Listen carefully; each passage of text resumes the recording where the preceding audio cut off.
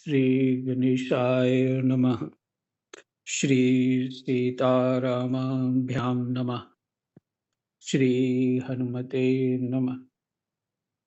श्री उमापते नमः। श्री गुरुवे नमः। सब संतन की जय जय। जय जय सीताराम। राधे श्याम।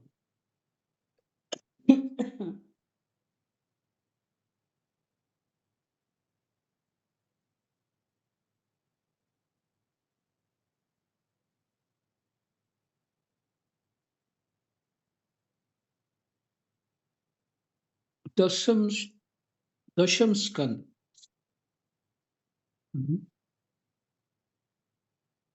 और ये 35वां अध्याय है।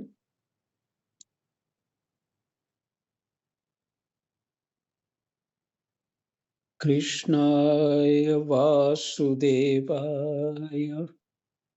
हरये परमात्मने प्रणत क्लेशनाशाय गोविंदाय नमो।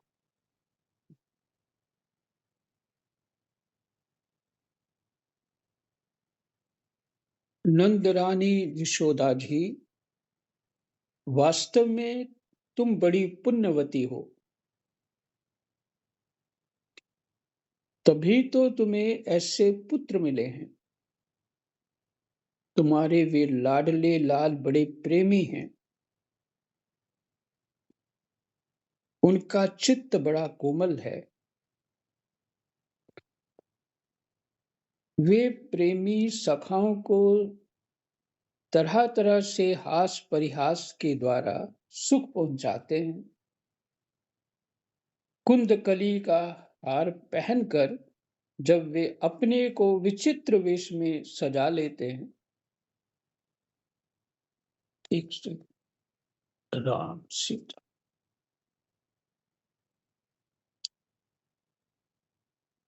राम जय जय सीता।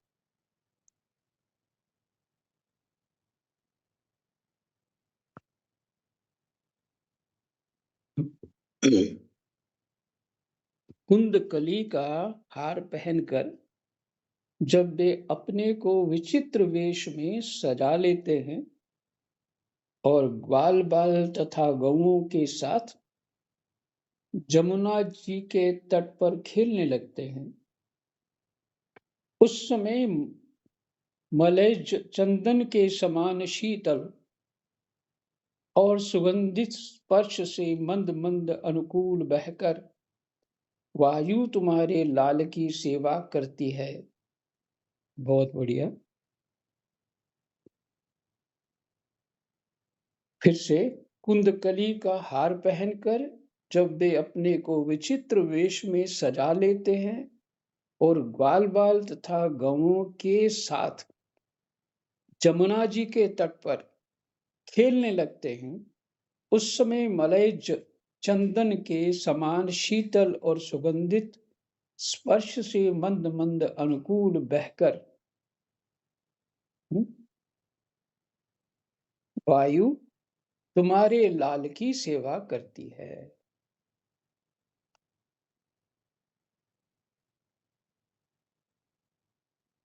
कितना सुंदर दृश्य है।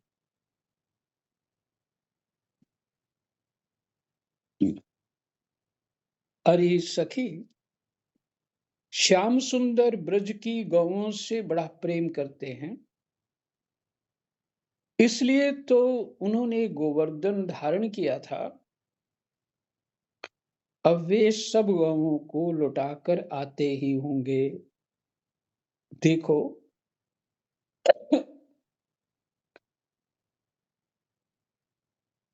सायंकाल हो चला है, तब इतनी देर क्यों होती है?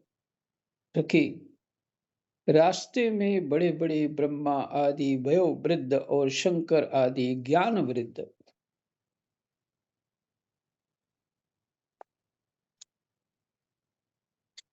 उनके चरणों की वंदना जो करने लगते हैं, अब गौओं के पीछे-पीछे बांसुरी बजाते हुए वे आते ही होंगे। ग्वाल-बाल उनकी कीर्ति का गान कर रहे होंगे। देखो ना, यह क्या आ ये क्या आ रहे हैं? देखो ना, ये क्या आ रहे हैं? गौओं के खुरों से उड़-उड़ कर बहुत सी धूल वनमाला पर पड़ गई है।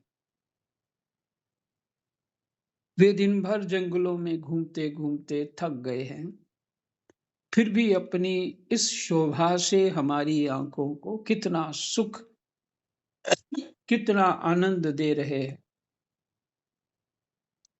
देखो, ये यशोदा की कोख से प्रकट हुए सबको आह्लादित करने वाले चंद्रमा हम प्रेमी जनों की भलाई के लिए, हमारी आशा अभिलाषाओं को पूर्ण करने के लिए ही हमारे पास चले आ रहे हैं। सखी, देखो कैसा सौंदर्य है। मद भरी आंखें कुछ चढ़ी हुई हैं, कुछ कुछ ललाई लिए हुए कैसी भली जान पड़ती है। गले में वनमाला लहरा रही है। सोने के कुंडलों की कांति से वे अपने कोमल कपोलों का अलंकृत कर रहे हैं। इसी से मुंह पर अधपके वेर के समान कुछ पीलापन जान पड़ता है। इसी से मुंह पर अधपके वेर के समान कुछ पीलापन जान पड़ता है। किसके कारण? सोने के कुंडलों की कांति से। जो गाल हैं, कुछ भगवान तो श्याम वरण है, और श्याम और जो पीला, दोनों को कलर मिलाए ना, तो क्या होता है? हरा रंग उत्पन्न हो जाता है। इसलिए बेर तो थोड़ा हरा होता है, और जो पक रहा होता है तो पीला और हरा, ऐसा अनुभव हो रहा है। तो कुंडल तो हिलते ही रहते हैं।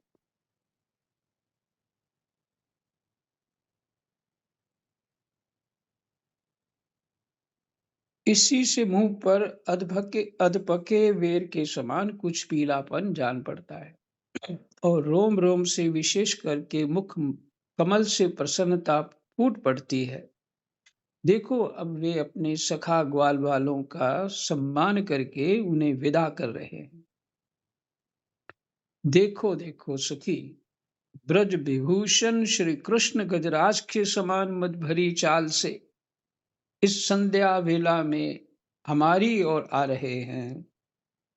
अब ब्रज में रहने वाली गौओं का, हम लोगों का दिन भर का असह्य विरह ताप मिटाने के लिए उदित होने वाले चंद्रमा की भांति ये हमारे प्यारे श्याम सुंदर समीप चले आ रहे हैं। श्री सुखदेव जी कहते हैं, परीक्षित, बड़भागिनी गोपियों का मन श्री कृष्ण में ही लगा रहता था। वे श्री कृष्णमय हो गई थी। जब भगवान श्री कृष्ण,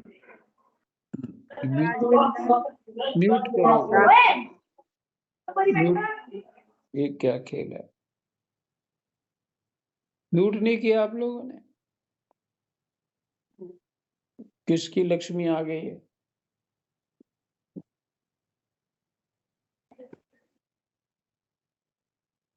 सीताराम।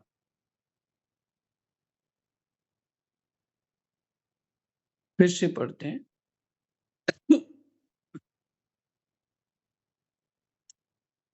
श्री सुखदेव जी कहते हैं, परीक्षित, बड़भागिनी गोपियों का मन श्री कृष्ण में ही लगा रहता था। वे श्री कृष्णमय हो गई थीं। जब भगवान श्री कृष्ण दिन में गौओं को चराने के लिए वन में चले जाते हैं, तब वे उन्हीं का चिंतन करती रहती और अपनी-अपनी सखियों के साथ अलग-अलग उन्हीं की लीलाओं का गान करके उसमें रम जाती। इस प्रकार उनके दिन बीत जाते। ये हुई रसामृत प्राप्ति और भक्ति रस।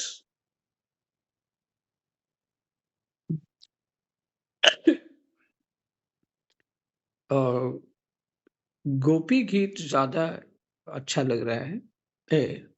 युगल गीत, ये युगल गीत है।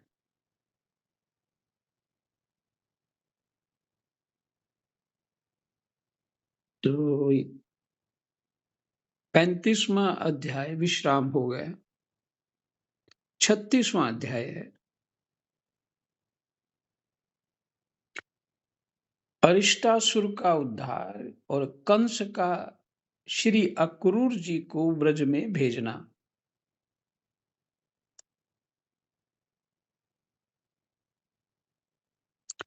श्री सुखदेव जी कहते हैं, परीक्षित, जिस समय भगवान श्री कृष्ण ब्रज में प्रवेश कर रहे थे और वहां आनंदोत्सव की धूम मची हुई थी,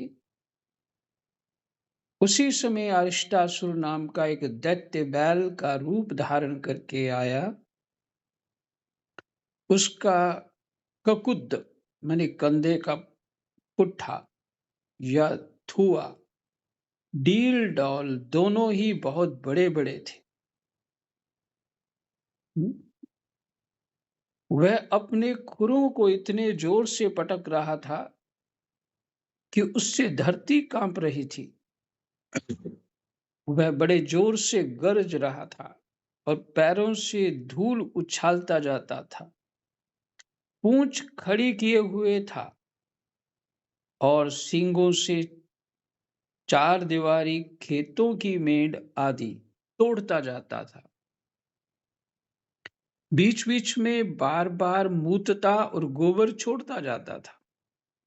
आंखें फाड़कर इधर उधर दौड़ रहा था। परीक्षित उसके जोर से हंकड़ने से, माने वो आवाज निकालता है जब, उसी को हंकड़ना कहा। निष्ठुर गर्जना से भयवश स्त्रियों और गौओं के 3-4 महीने के गर्भ स्रवित हो जाते थे। उन्हें इतनी भयानक उसकी आवाज थी और 5-6 महीने के गिर जाते थे। फिर से परीक्षित उसके जोर से हड़कने से, निष्ठुर गर्जना से भयवश स्त्रियों और गौओं के 3-4 महीने के गर्भ स्रवित हो जाते थे और 5-6 महीने के गिर जाते थे। और तो क्या कहूं, उसके कबूत को पर्वत समझकर बादल उस पर आकर ठहर जाते थे। मतलब इतना ऊंचा था वो। जो जिसको सांड कहते हैं ना, वो उसका कुकुट बहुत ऊंचा होता है। जो उसके कंधे होते हैं, उसके दोनों कंधे के बीच में उठी हुई जगह जो होती है।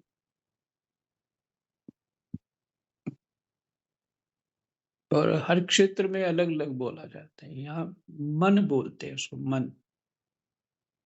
और कहीं पे क्या बोलते हैं।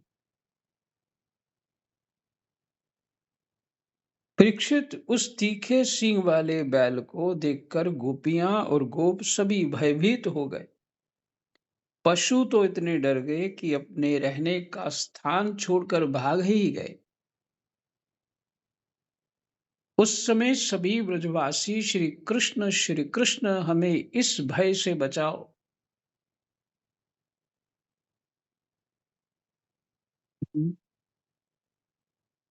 देखिए क्या चित्त में चल पड़ा। ये भगवान की लीला है ये भी,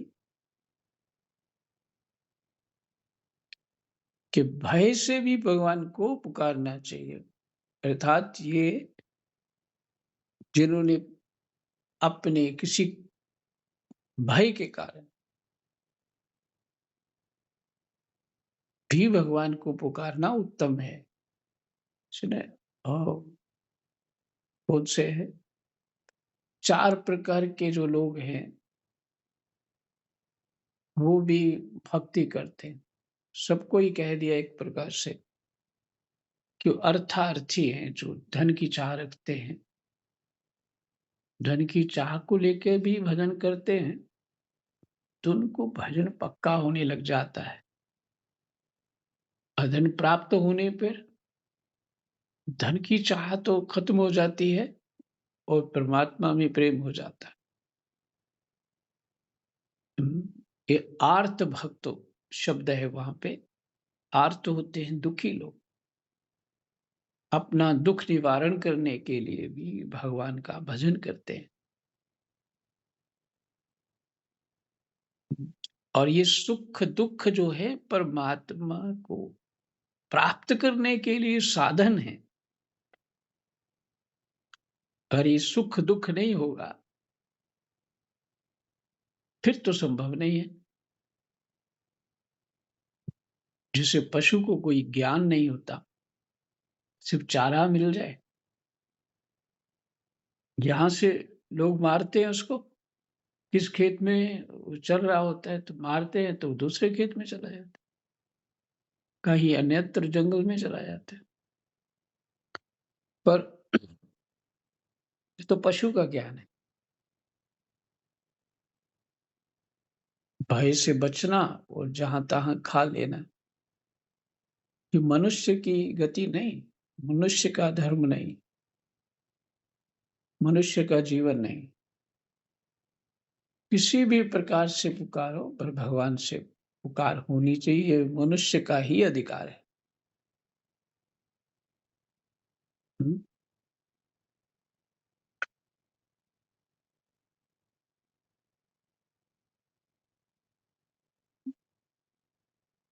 और ये भी कारण होता है कि जीव के हृदय में होता है कि मैं वैराग्य से जीवन निर्वाह करूँ, अपने आनंद में रहूँ, ये विवेक हो जाता है। फिर भी किसी न किसी कारणवश वो जगत में हुँ, ये कर लूँ, वो कर लूँ, ऐसा कर लूँ, वैसा कर लूँ, तो ठीक हो जाएगा। जो अंदर मान की थोड़ी बहुत चाह होती है या कहिए कर्तव्य बुद्धि होती है, तो उसके लिए जीव करता है। पर अगर भगवान ही उसको पूरी तरह तोड़ दे, तो भगवान में लग जाता है। इसीलिए भगवान को चित्तचोर कहते हैं और कहते भी हैं वो थोड़ा नहीं लेते भगवान तुम्हें पूरा ही लेते हैं और सब कुछ तुम्हारा हरण कर लेंगे। ये उनकी बड़ी अति दया है, क्योंकि माया से जीव छूटना आसान नहीं, उसको बड़े कर्म धर्म दिखने लग जाते हैं।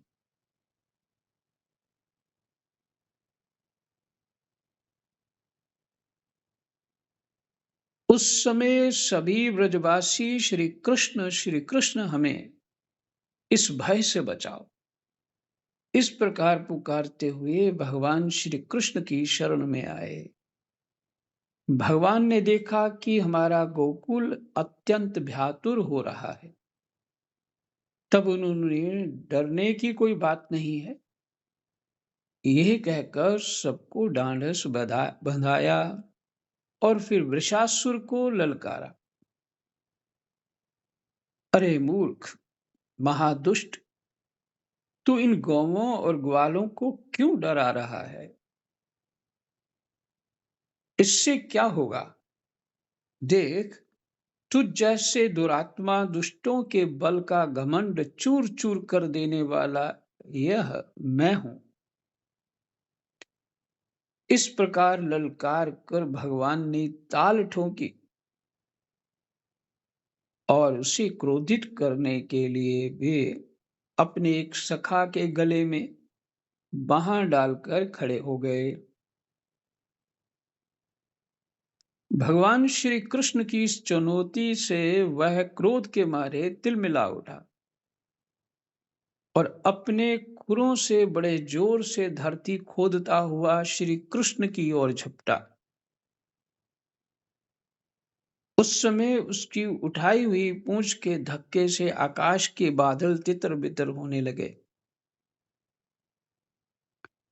उसने अपने तीखे सींग आगे कर लिए। लाल-लाल आंखों से टकटकी लगाकर श्री कृष्ण की ओर टेढ़ी नजर से देखता हुआ वह उन पर इतने वेग से टूटा मानो इंद्र के हाथ से छोड़ा हुआ वज्र हो।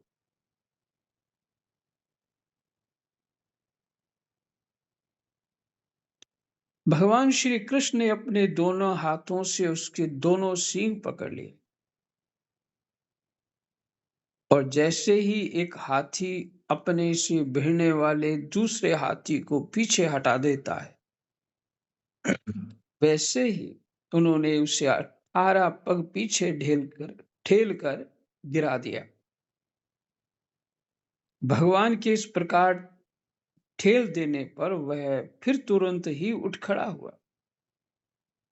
और क्रोध से अचेत होकर लंबी लंबी सांस छोड़ता हुआ फिर उन पर झपटा। उस समय उसका सारा शरीर पसीने से लथपथ हो रहा था। भगवान ने जब देखा कि वह अब मुझ पर प्रहार करना ही चाहता है, तब उन्होंने उसके सींग पकड़ लिए और उसे लात मारकर जमीन पर गिरा दिया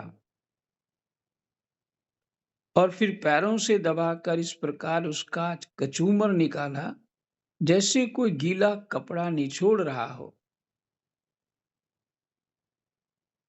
इसके बाद उसी का सींग उखाड़कर उसको खूब पीटा, जिससे वह पड़ा ही रह गया।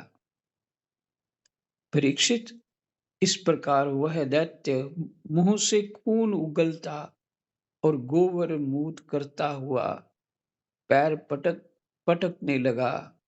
उसकी आंखें उलट गईं और उसके बड़े कष्ट के साथ प्राण छोड़े और उसने बड़े कष्ट के साथ प्राण छोड़े। अब देवता लोग भगवान पर फूल बरसा बरसा कर उनकी स्तुति करने लगे। जब भगवान श्री कृष्ण ने इस प्रकार बैल के रूप में आने वाले अरिष्टासुर को मार डाला, तब सभी गोप उनकी प्रशंसा करने लगे। उन्होंने बलराम जी के साथ गोष्ठ में प्रवेश किया और उन्हें देख देख कर गोपियों के नयन मन आनंद से भर गए।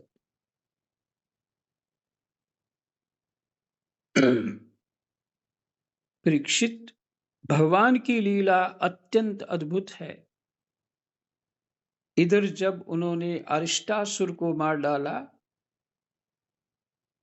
तब भगवान में नारद जो लोगों को शीघ्र से शीघ्र भगवान का दर्शन कराते रहते हैं, कंस के पास पहुंचे। उन्होंने उससे कहा, कंस, जो कन्या तुम्हारे हाथ से छूटकर आकाश में चली गई, वह तो यशोदा की पुत्री थी और ब्रज में जो श्री कृष्ण हैं वे देवकी के पुत्र हैं। वहां जो बलराम जी हैं वे रोहिणी के पुत्र हैं। वसुदेव ने तुमसे डरकर अपने मित्र नंद के पास उन दोनों को रख दिया है। उन्होंने ही तुम्हारे अनुचर दैत्यों का वध किया है।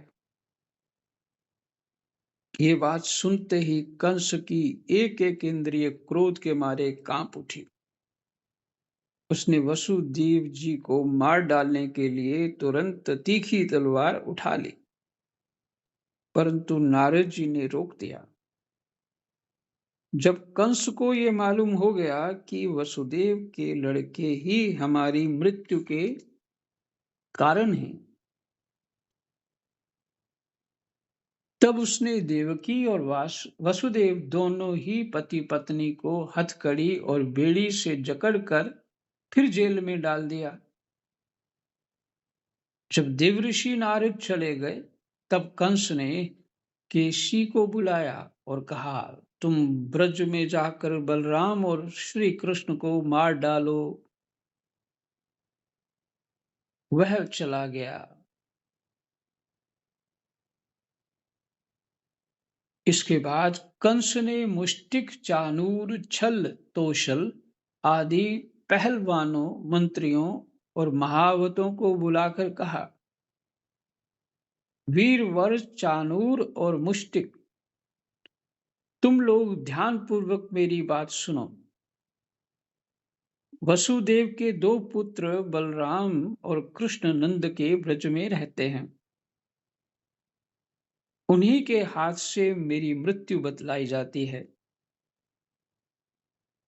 अतः जब वे यहाँ आवें, तब तुम लोग उन्हें कुश्ती लड़ने लड़ाने के बहाने मार डालना।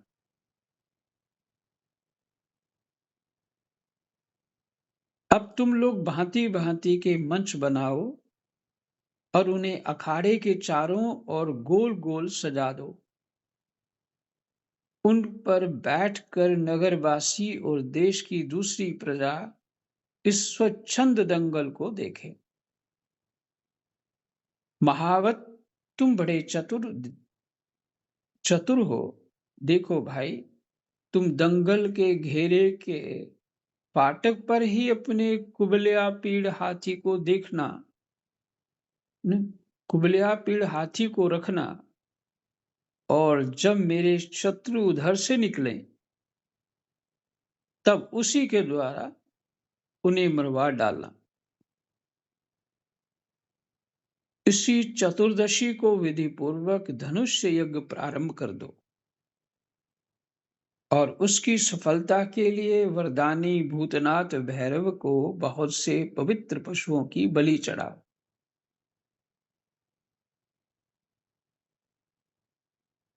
उसकी सफलता के लिए। अब देखो, डर तो गया ही है कंस।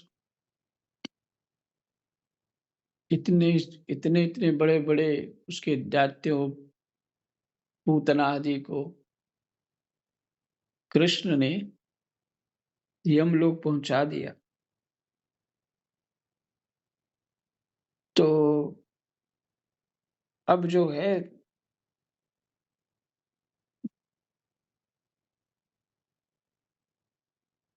भैरव को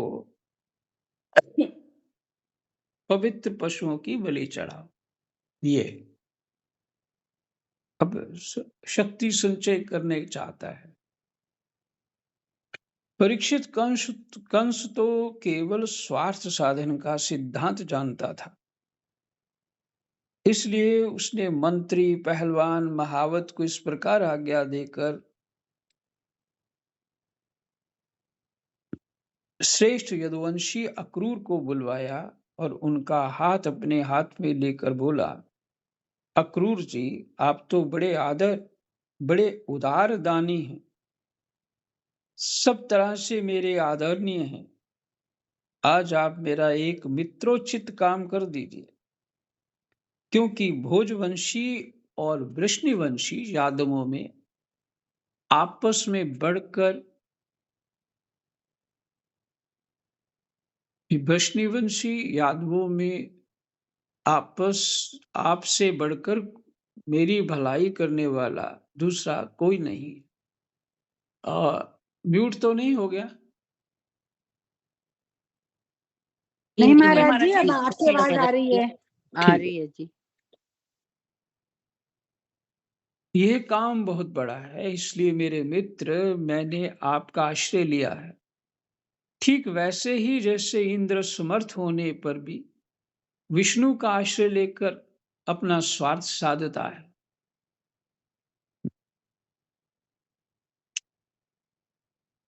अपनी कूटनीति, किसी को बड़प्पन देना, वो कर रहा है। आप नंदराय के ब्रज में जाइए, वहां वसुदेव जी के 2 पुत्र हैं। उन्हें इसी रथ पर चढ़ाकर यहाँ ले आइए।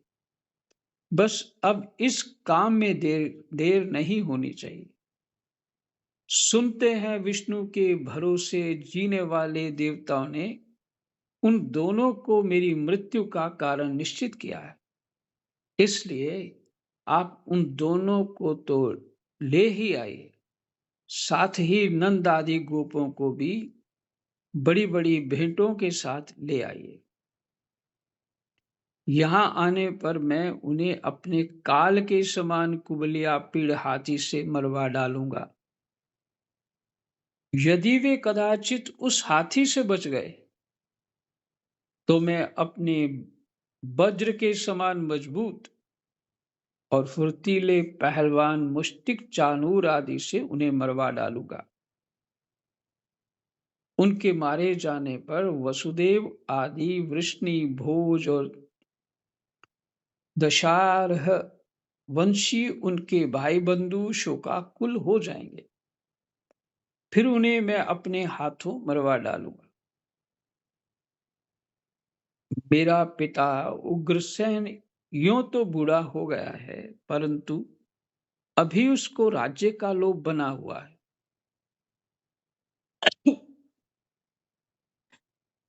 लोभ में खुद खड़ा है और पिता का दोष देख रहा। उसको राज्य का लोभ बना हुआ है। तो कंस को राज्य का लोभ नहीं है, तभी तो सब कुछ ये कर रहा है। ये सब कर चुकने के बाद मैं उसको, उसके भाई देवक को और दूसरे भी जो जो मुझसे द्वेष करने वाले हैं, उन सबको तलवार के घाट उतार दूंगा। मेरे मित्र कुरु जी, फिर तो मैं होऊंगा और आप होंगे तथा होगा इस पृथ्वी का अकंटक राज्य। जरासंध हमारे बड़े बूढ़े ससुर हैं और वानर राज द्विद मेरे प्यारे सखा हैं।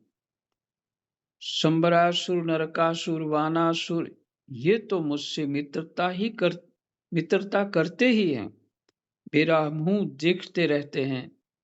इन सब की सहायता से मैं देवताओं के पक्षपाती नरपतियों को मारकर पृथ्वी का अकंटक राज्य भोगूंगा। अच्छा, ये स्थितियां हर समय बनी रहती हैं।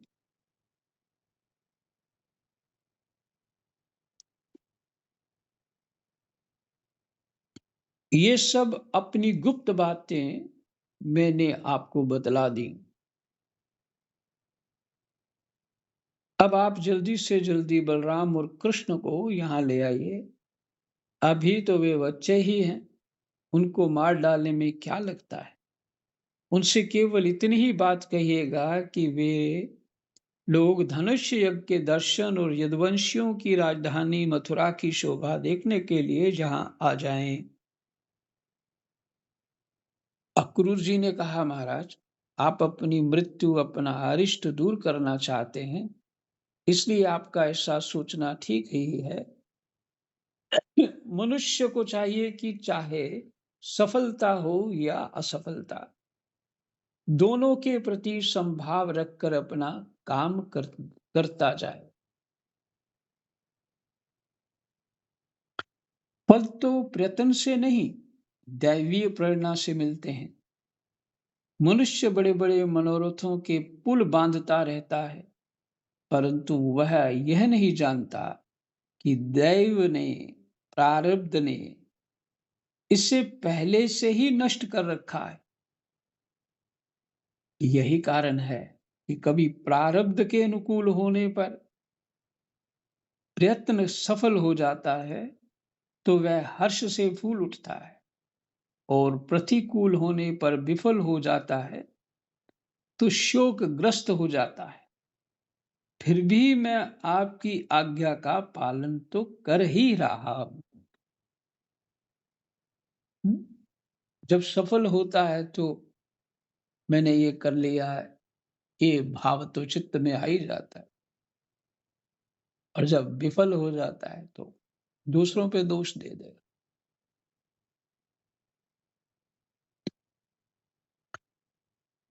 श्री सुखदेव कहते हैं, कंस ने मंत्रियों और अक्रूर जी को इस प्रकार की आज्ञा देकर सबको विदा कर दिया। तदनंतर वह अपने महल में चला गया और अक्रूर जी अपने घर लौट आए। 36वां अध्याय विश्राम हो गया। जय जय सीताराम। राधे श्याम। कृष्णाय वासुदेवाय हरे परमात्मने प्रणत क्लेशनाशाय गोविन्दाय नमः।